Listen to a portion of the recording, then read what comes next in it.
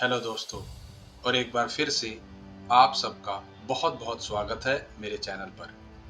और आज मैं फिर से जुड़ा हूं आप सबके साथ एक नई किताब जिसका नाम है you can heal your life, इस पुस्तक को लेकर। इस खूबसूरत किताब को जिसे लिखा है एक बहुत ही खूबसूरत महिला ने, जिनका नाम है लुइस एल हे। बचपन से वयस्क होने तक इनका जीवन बहुत संघर्षपूर्ण था। जब वे मात्र 18 महीने की थी तो इनके माता पिता अलग हो गए। उसके बाद जब लुइस करीब 5 साल की थी तो इनके साथ बलात्कार हो गया। उसके बाद भी यातनाओं का सिलसिला खत्म नहीं हुआ। अनेक पीड़ाओं और यातनाओं से भरे नरक जैसे जीवन में उन्हें फाइनली एक नए जीवन की ऐसी किरण मिल ही गई जिसकी इन्हें तलाश थी, और जिसके बाद धीरे धीरे इनका जीवन समृद्धि की ओर बढ़ने लगा। ये बदलाव आसान नहीं था। एक तरफ थे कटु जीवन के सालों के अनुभव जो बार बार हे को मानसिक और शारीरिक पीड़ाओं की याद दिलाते रहते थे, और दूसरी ओर था ऐसा जीवन का मार्ग जो इन्हें संभावनाओं और उद्देश्य भरा जीवन दे सकता था।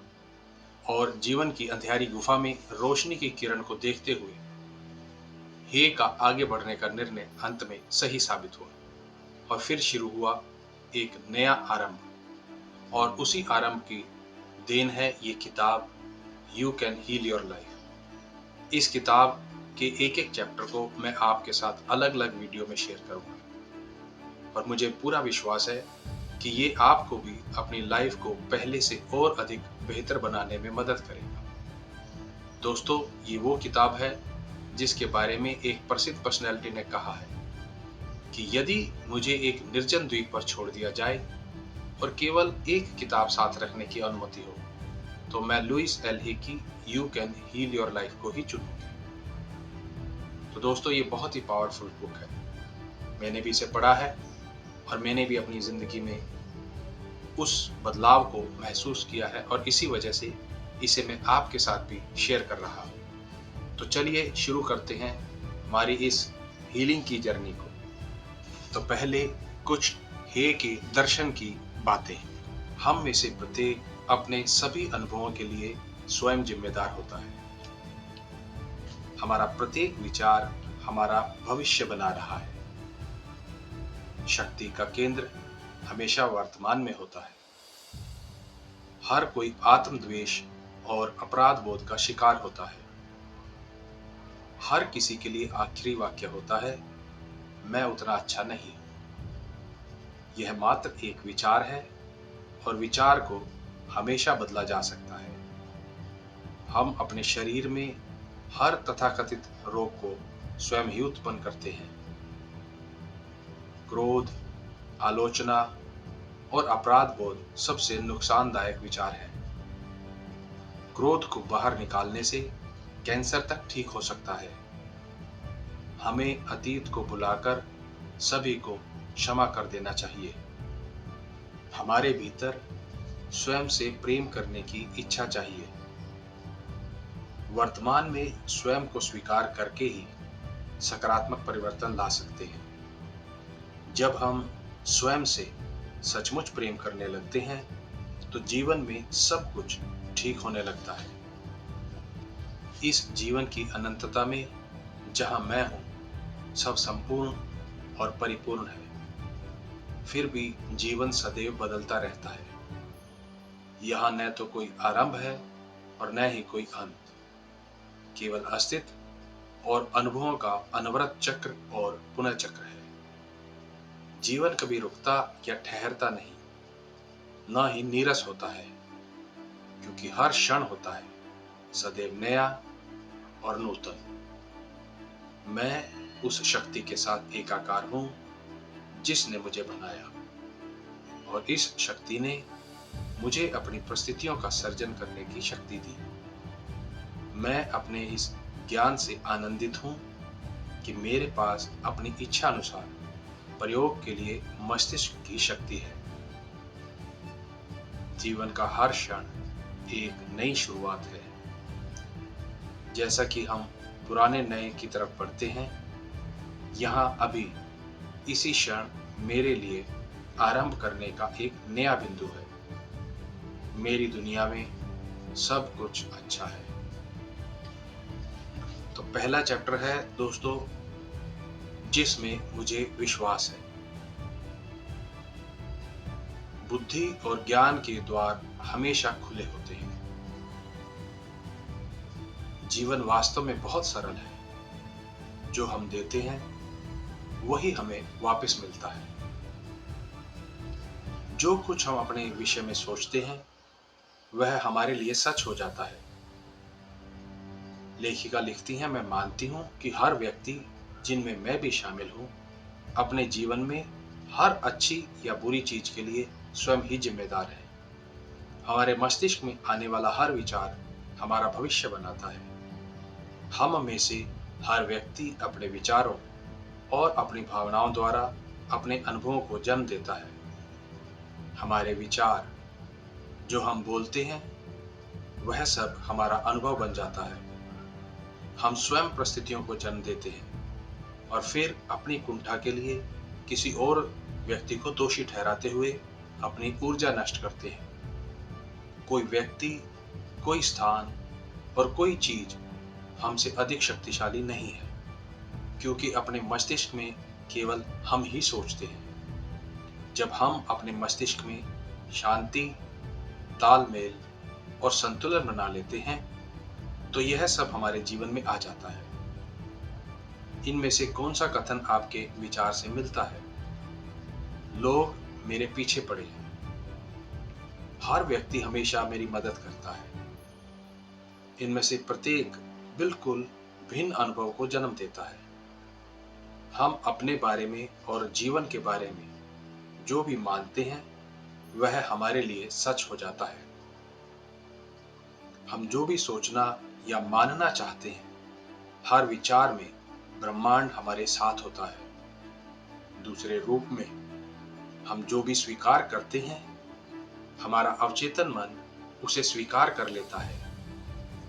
इन दोनों का अर्थ है कि मैं अपने और जीवन के बारे में जो भी स्वीकारता हूं वह मेरे लिए एक सच्चाई बन जाता है। आप अपने और जीवन के बारे में जो भी सोचते हैं वह आपके लिए सच हो जाता है। हमारे पास सोचने के लिए असीमित विकल्प होते हैं। जब हम यह जानते हैं तो लोग मेरे पीछे पड़े हैं की अपेक्षा हर कोई हमेशा मेरी मदद करना चाहता है का विकल्प चुन सकते हैं। शाश्वत शक्ति कभी हमारा मूल्यांकन या हमारी आलोचना नहीं करती। वह केवल हमारे मूल्यों पर हमें स्वीकार करती है। फिर वह हमारे विचारों को हमारे जीवन में प्रतिबिंबित करती है।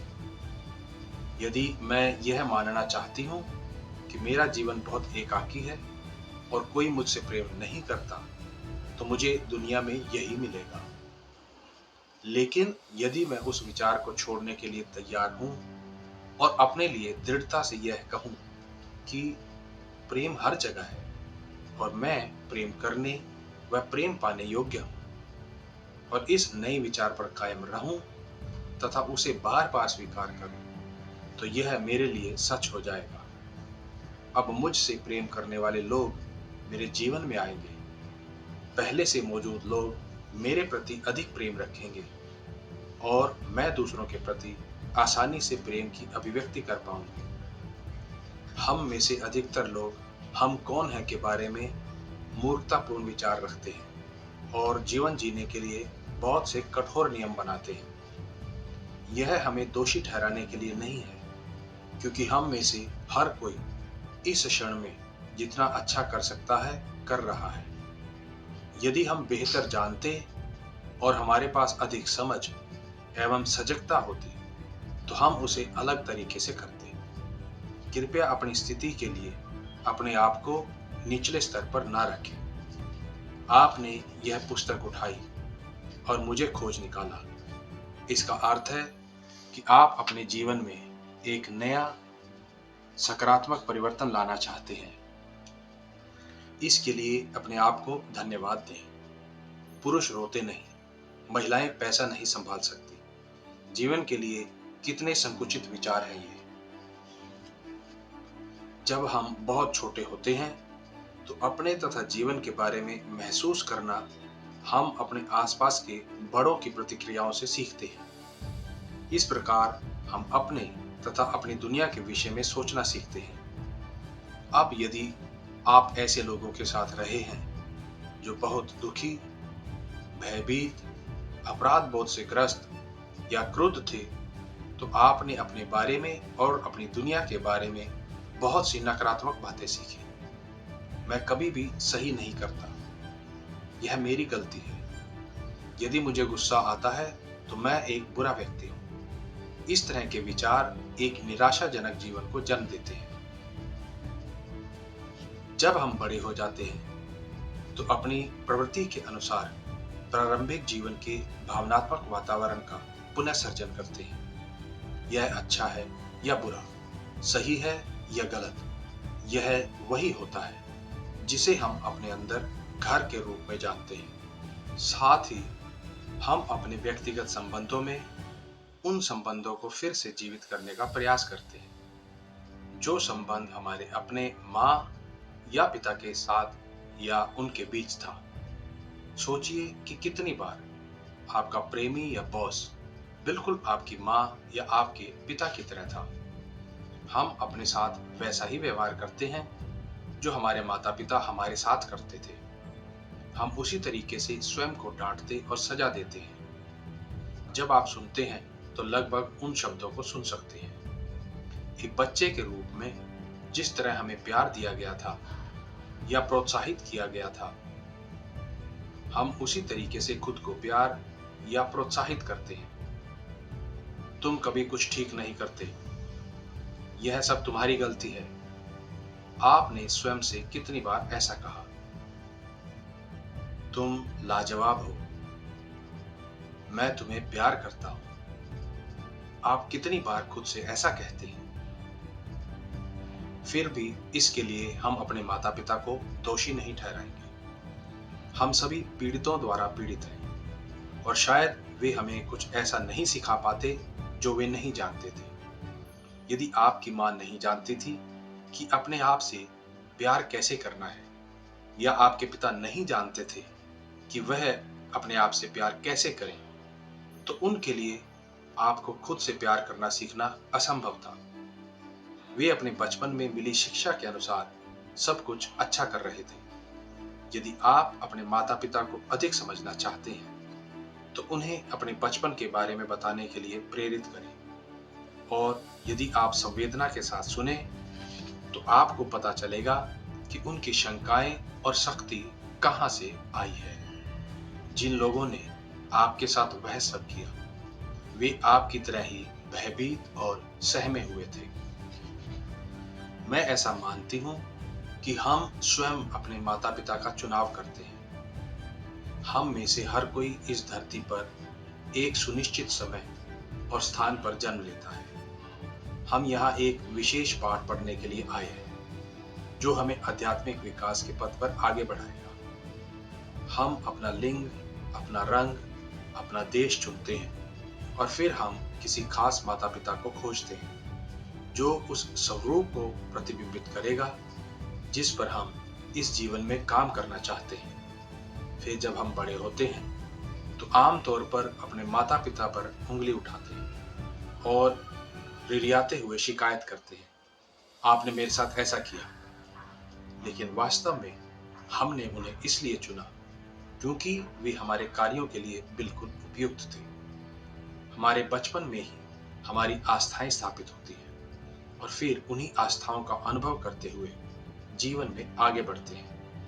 अपने जीवन में पीछे की ओर देखिए और ध्यान दीजिए कि कितनी बार आप उसी अनुभव से गुजरे हैं।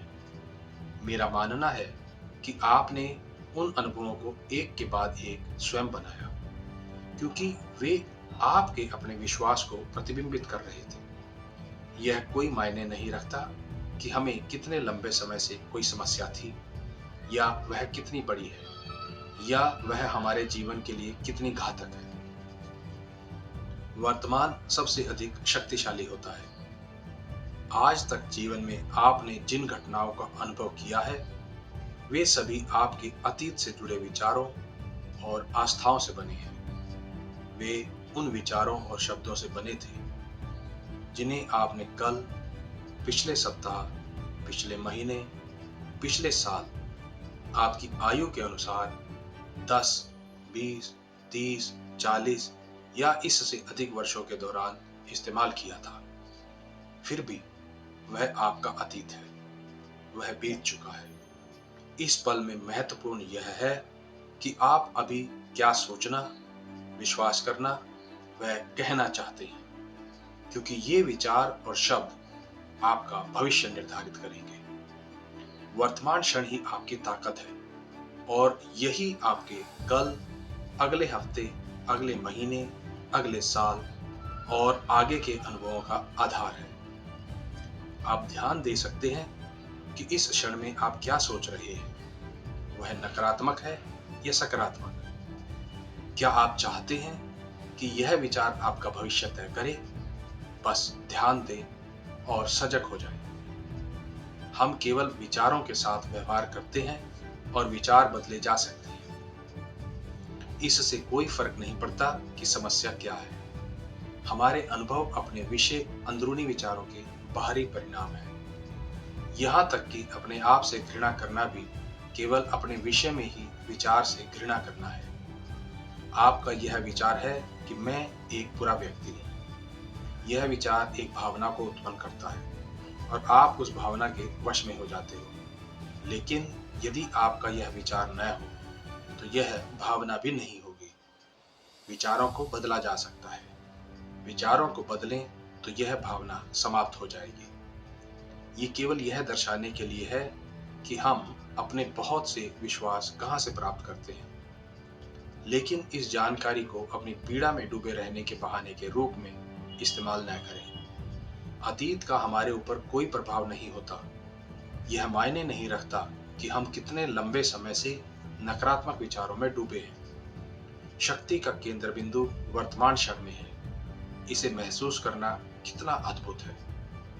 हम इस क्षण में मुक्त होना शुरू कर सकते हैं।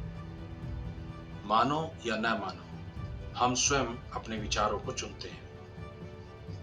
हम आदत के अनुसार किसी विचार को बार बार सोचते हैं ताकि ऐसा ना लगे कि हम स्वयं विचार को चुन रहे हैं। लेकिन पहली बार विचार का चयन हम नहीं किया था।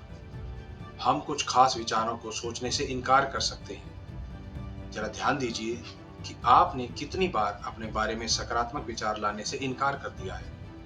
तो फिर आप अपने बारे में नकारात्मक सोचने से भी इनकार कर सकते हैं। मुझे ऐसा लगता है कि इस धरती पर जिस किसी को मैं जानती हूँ या जिसके साथ काम किया है, वह किसी न किसी तरह आत्मवंचना और अपराध बोध से ग्रस्त है। हम जितनी ज्यादा आत्मवंचना और अपराध बोध रखते हैं, हमारा जीवन उतना ही बदतर होता है। आत्मवंचना और अपराध बोध जितना कम होता है, हमारा जीवन हर स्तर पर उतना ही बेहतर होता है। मैंने जिन लोगों के साथ काम किया है, उनके भीतर गहराई में यही विश्वास होता है, मैं उतना अच्छा नहीं। साथ ही हम हमेशा कहते हैं, और मैं अपेक्षित कार्य नहीं करता या मैं इसके योग्य नहीं।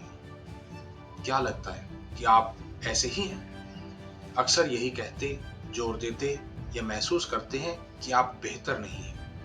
लेकिन किसके लिए और किसके मानदंडों के अनुसार? यदि यह विचार आपके अंदर अड़िग है, तो आप कैसे एक प्रेम में, आनंद में, खुशहाल और स्वस्थ जीवन जी सकते थे? किसी न किसी तरह आपका प्रभावी अवचेतन विचार हमेशा उसका विरोध करता है। किसी न किसी तरह सही तालमेल नहीं हो पाता, क्योंकि कहीं ना कहीं कुछ ना कुछ हमेशा गलत हो जाता। मैंने पाया है कि नाराजगी, आलोचना, अपराध बोध और भय किसी भी अन्य बातों से अधिक समस्याएं उत्पन्न करते हैं। ये चार बातें हमारे शरीर और हमारे जीवन में बड़ी समस्याएं उत्पन्न करती हैं। ये भावनाएं दूसरों पर दोषारोपण करने और अपने अनुभवों के लिए स्वयं को जिम्मेदार न ठहराने से आती हैं। देखिए, यदि हम सभी अपने जीवन में हर बात के लिए जिम्मेदार हैं, तो हम किसी पर दोषारोपण नहीं कर सकते।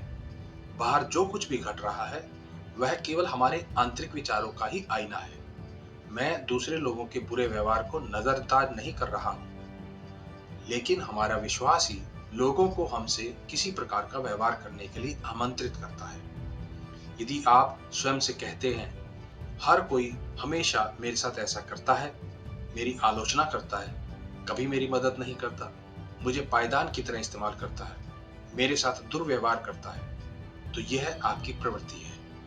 आपके अंदर ऐसे विचार हैं जो ऐसा व्यवहार प्रदर्शित करने के लिए लोगों को आकर्षित करते हैं। जब आप उस तरह नहीं सोचते तो वे कहीं और जाकर किसी और के साथ ऐसा करेंगे। आप उन्हें आकर्षित नहीं कर सकते। कुछ प्रवृत्तियों के नतीजे जो शारीरिक स्तर पर अभिव्यक्त होते हैं इस प्रकार है। लंबे समय से ठहरा असंतोष शरीर को नुकसान पहुंचाता है और कैंसर जैसी बीमारी बन जाता है। आलोचना एक स्थायी आदत के रूप में अपनाएं तो यह शरीर में आर्थराइटिस को प्रेरित कर सकता है। अपराध बोध हमेशा सजा की तलाश करता है और सजा से पीड़ा होती है। जब कोई ग्राहक मेरे पास ज्यादा पीड़ा के साथ आता है तो मैं जानती हूँ कि उसमें बहुत सारा अपराध बोध है। भय और उसके कारण उत्पन्न होने वाला तनाव गंजापन, अल्सर और यहाँ तक कि पैरों में दर्द को जन्म दे सकता है। मैंने पाया है कि क्षमा करने और असंतोष को बहा देने से कैंसर तक ठीक हो सकता है। शायद मेरी बात बड़ी सरल एवं अपरिपक्व लगती हो, लेकिन मैंने इसका प्रभाव देखा और अनुभव किया है। हम अतीत के प्रति अपना दृष्टिकोण बदल सकते हैं। अतीत बीतकर समाप्त हो गया है, हम उसे बदल नहीं सकते, परंतु हम अतीत के विषय में अपने विचारों को बदल सकते हैं। यह कितना मूर्खतापूर्ण है कि हम इसलिए वर्तमान में अपने आप को सजा देते हैं क्योंकि अतीत में काफी पहले किसी ने हमें पीड़ा पहुंचाई थी। गहरे असंतोष की प्रवृत्ति वाले लोगों में मैं अक्सर कहती हूँ, कृपया असंतोष को कम करना शुरू करें। अब वह अपेक्षाकृत आसान है। किसी सर्जन के छुरे के नीचे या मृत्युशैया पर पहुंचने के खतरे का इंतजार न करें जब आपको डर से आमना सामना करना पड़ सकता है। जब हम घबराहट की स्थिति में होते हैं तो अपना दिमाग उपचार एवं सुधार पर केंद्रित करना कठिन होता है। हमें पहले ही डर को समाप्त करने पर समय लगाना होगा। यदि हम यह विश्वास चाहते हैं कि हम असहाय पीड़ित हैं और अब कोई उम्मीद नहीं है, तो ब्रह्मांड भी इस विश्वास में हमारा साथ देगा और हम बर्बाद हो जाएंगे। बेहतर है कि हम इन मूर्खतापूर्ण पुराने नकारात्मक विचारों व विश्वासों को छोड़ दें जो हमारी मदद नहीं करते और विकास की ओर नहीं ले जाते। यहाँ तक कि ईश्वर का प्रारूप भी ऐसा होना चाहिए जो हमारे लिए हो, हमारे विरुद्ध नहीं। अतीत को भूलने के लिए हमें क्षमा करने के लिए तत्पर होना होगा। हमें अतीत को छोड़ने और अपने सहित हर किसी को क्षमा करने के लिए तैयार होने की जरूरत है। हो सकता है कि हमें क्षमा करना न आए और हो सकता है कि हम क्षमा न करना चाहते हो, लेकिन हमारा यह कहना कि हम क्षमा करने को तैयार हैं स्वस्थ प्रक्रिया को आरंभ कर देता है। यह हमारे अपने स्वास्थ्य के लिए अनिवार्य है कि हम अतीत को छोड़ दें और हर किसी को क्षमा कर दें। मैं तुम्हें जिस रूप में देखना चाहता था वैसा रूप ना होने पर मैं तुम्हें क्षमा करता हूँ। मैं तुम्हें क्षमा करता हूँ और मुक्त करता हूँ। यह निश्चय हमें मुक्त कर देता है। सभी रोग क्षमा न करने के कारण से उत्पन्न होते हैं। जब भी हम बीमार होते हैं हमें अपने दिल में झांक कर यह देखना चाहिए कि हमें किसे माफ करने की जरूरत है। कोर्स इन मिरेकल्स का कहना है कि सभी रोग क्षमा न करने की एक स्थिति से उभरते हैं और जब भी हम बीमार होते हैं हमें आसपास यह देखना चाहिए कि हमें किसे माफ करने की जरूरत है।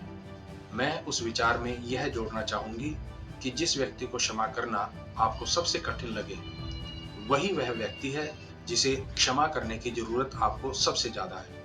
क्षमा करने का अर्थ है छोड़ देना, जाने देना। इसका उस व्यवहार को क्षमा करने से कोई लेना देना नहीं है। इसका मतलब है कि बस उस पूरी घटना को अनदेखा कर देना। हमें यह जानने की जरूरत नहीं है कि कैसे क्षमा करना है, हमें बस क्षमा करने के लिए तैयार रहने की जरूरत है। कैसे करना है कि चिंता ब्रह्मांड स्वयं कर लेगा। हम अपनी पीड़ा को बहुत अच्छी तरह समझते हैं। हम में से अधिकतर के लिए यह समझना कितना कठिन है कि जिन लोगों को माफ करने की बहुत अधिक आवश्यकता है, वे भी पीड़ा में हैं।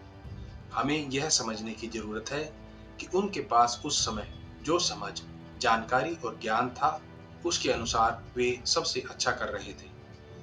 जब लोग मेरे पास कोई समस्या लेकर आते हैं, तो मैं ध्यान नहीं देती कि वह क्या है।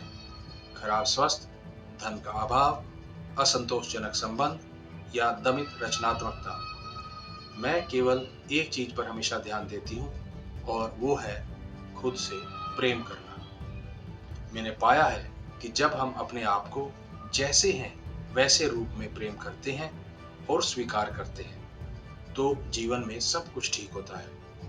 ऐसा मानो हर जगह कुछ छोटे चमत्कार होते हैं। हमारा स्वास्थ्य सुधर जाता है, हमारे पास अधिक धन आता है, हमारे रिश्ते अधिक संतोषजनक हो जाते हैं, और हम रचनात्मक रूप से सार्थक तरीकों से खुद को अभिव्यक्त करना शुरू कर देते हैं। ऐसा लगता है कि यह सब हमारे प्रयास के बगैर हो रहा है। खुद को प्रेम और उसे स्वीकार करना, सुरक्षित बनाना, भरोसा करना, योग्य बनना और स्वीकार करना आपके मन मस्तिष्क को व्यवस्थित करेगा, आपके जीवन में अधिक स्नेहिल रिश्तों को जन्म देगा, नए कार्य और जीने का एक नया तथा बेहतर स्थान दिलाएगा। यहाँ तक कि आपके शरीर के वजन को भी सामान्य कर देगा। जो लोग स्वयं से और अपने शरीर से प्रेम करते हैं, वे न तो अपने साथ और न ही दूसरों को गलत करते हैं। वर्तमान में आत्म अनुमोदन और आत्म स्वीकारता हमारे जीवन के हर क्षेत्र में सकारात्मक परिवर्तन की मुख्य कुंजी है। मेरे लिए स्वयं से प्रेम करना किसी भी चीज के लिए कभी भी खुद की आलोचना न करने से शुरू होता है। आलोचना हमें उस व्यवहार में कैद कर देती है जिसे हम बदलने की कोशिश कर रहे हैं। स्वयं को समझते हुए अपने साथ सौम्य रहना हमें उस कैद से निकलने में मदद करता है। याद रखिए, आप वर्षों से खुद की आलोचना करते आ रहे हैं और इससे कोई लाभ नहीं हुआ। अपना अनुमोदन करने का प्रयास कीजिए और देखिए कि क्या होता है। इस जीवन की अनंतता में जहां मैं हूं, सब कुछ बिल्कुल ठीक, संपूर्ण और परिपूर्ण है। मैं अपने से कहीं अधिक बड़ी शक्ति में विश्वास करता हूं, जो प्रतिपल, प्रति क्षण मेरे भीतर प्रवाहित होती है। मैं खुद को अंतर्ज्ञान के लिए खोल देता हूं, यह जानते हुए कि इस ब्रह्मांड में केवल एक बुद्धि स्रोत है। इस एक बुद्धि स्रोत से सभी उत्तर, सभी समाधान, सभी उपचार, सभी नई रचनाएं आती हैं।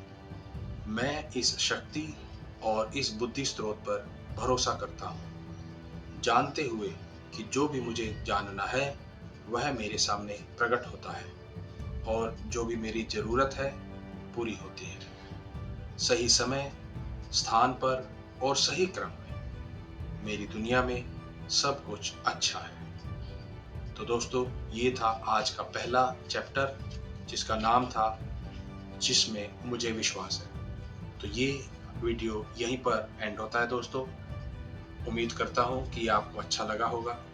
अगर अच्छा लगा हो तो प्लीज़ इसे लाइक करें, और हम सब दूसरों के साथ शेयर करते हैं, चाहे वो अच्छा हो या बुरा हो, जाने या अनजाने में। तो अगर ये आपको अच्छा लगा तो आप इसे भी जरूर दूसरों के साथ शेयर कीजिए। तो मिलेंगे दोस्तों नए वीडियो में, इसके चैप्टर नंबर 2 पे। मेरे साथ एंड तक जुड़े रहने के लिए आपका बहुत बहुत धन्यवाद।